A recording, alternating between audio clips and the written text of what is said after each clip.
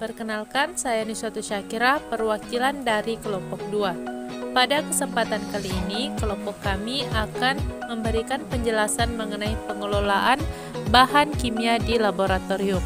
Untuk lebih jelasnya, simak dan ikuti video kami hingga akhir.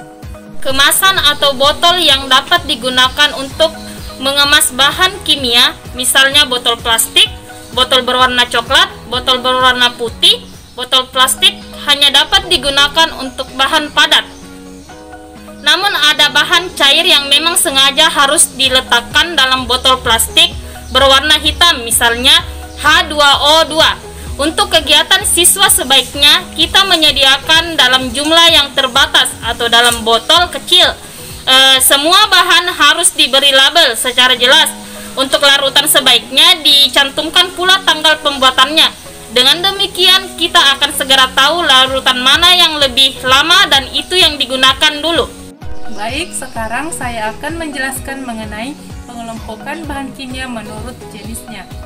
Secara umum, bahan kimia yang digunakan di dalam laboratorium wujudnya bermacam-macam, yaitu ada gas, cair, dan padat.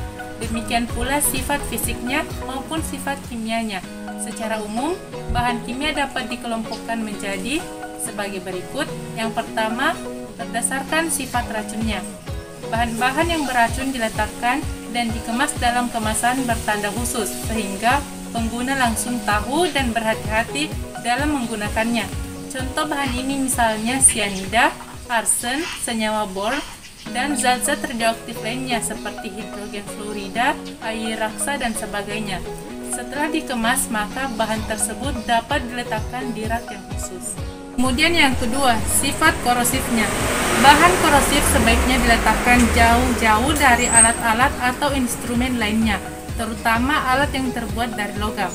Penyimpanan bahan korosif yang benar adalah di dalam lemari asam. Contoh bahan korosif ini misalnya asam sulfat pekat, asam nitrat pekat, asam klorida pekat, dan amonia pekat. Ada senyawa yang juga korosif terhadap jangkauan tubuh manusia, misalnya belerang. Maka kita harus berhati-hati ketika bekerja dengan bahan kimia tersebut. Kemudian yang ketiga, berdasarkan wujudnya. Berdasarkan wujudnya, bahan kimia dikelompokkan menjadi 3 bentuk. Yang pertama, bahan padat, bahan cair, dan bahan gas. Penyimpanan yang baik adalah pengelompokan menurut wujudnya. Contoh bahan ini adalah gas klor, gas oksigen, dan gas nitrogen. Bentuk cair yaitu ether, sedangkan yang berbentuk padat berupa serbuk besi dan zinc, dan lain-lain sebagainya. Kemudian yang keempat, mudah tidaknya menguap. Bahan yang mudah menguap sebaiknya diletakkan di lemari asam, sehingga uapnya akan langsung keluar ruangan dan tidak. Kemudian yang kelima, mudah tidaknya terurai akibat cahaya langsung. Bahan yang mudah terurai bila kena cahaya harus dikemas dengan botol khusus atau botol hitam dan diletakkan tersembunyi dari cahaya matahari. Kemudian yang keenam, mudah tidaknya terbakar. Bahan kimia yang mudah terbakar harus diletakkan jauh dari sumber api atau panas. Contohnya ether, alkohol, dan metanol. Selanjutnya adalah administrasi dan pencatatan penggunaan bahan. Semua bahan harus mempunyai catatan yang rapi dan teliti. Inventarisasi bahan ini sangat berguna untuk merencanakan pembelian bahan yang akan diusulkan.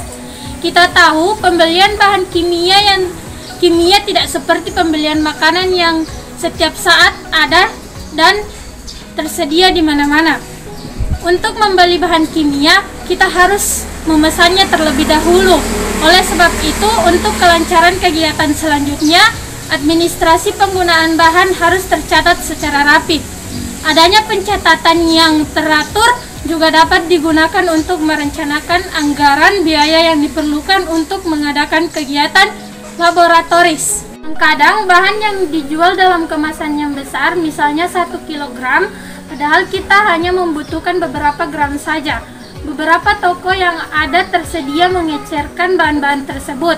Namun bila ternyata kita mendapat kesulitan untuk membeli bahan dalam jumlah sedikit, maka kita dapat bergabung dengan sekolah lain untuk membeli bahan tersebut.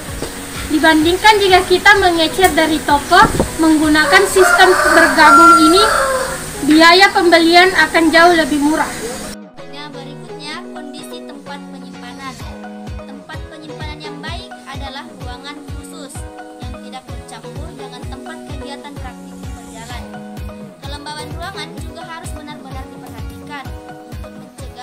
agar bahan tidak mudah rusak.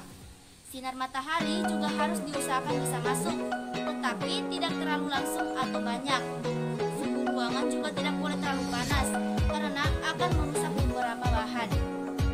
Umumnya, bahan kimia disimpan berdasarkan kelompoknya. Misalnya, rak atau lemari tempat penyimpanan bahan padat, bahan cair, atau bahan berbahaya. Untuk bahan padat yang tidak mudah meledak atau terbakar, dapat diletakkan dalam lemari tertutup. Sedangkan bahan yang mudah meledak atau terbakar diletakkan dalam rak terbuka yang tidak terkena sinar matahari secara langsung.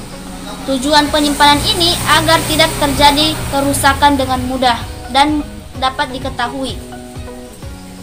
Tempat penyimpanan bahan cair misalnya asam, kloroform, ether sebaiknya berada di bagian bawah atau dalam lemari asam. Sedangkan untuk bahan yang tidak berbahaya dapat diletakkan di dalam lemari tersendiri. Ini bertujuan bila terjadi kebocoran maka gas dapat langsung keluar melalui corobong asap dari lemari asam, jadi tidak menyebar. Dengan demikian pula bila ada cairan yang tercecer maka membersihkannya lebih mudah karena lemari asam biasanya dilengkapi dengan air karena untuk menyimpan bahan terutama cairan sebaiknya dibuat terjangkau oleh tangan. Lemari juga harus dibuat dari kayu yang tidak mudah lapuk atau dimakan rayap. Lemari dapat juga dibuat dari beton atau keramik. Yang terpenting, lemari harus kuat dan tidak mudah menyerap panas. Lemari yang terbuat dari besi sebaiknya dihindari untuk menyimpan bahan karena mudah terkorosi. Pengaturan bahan dalam lemari atau rak.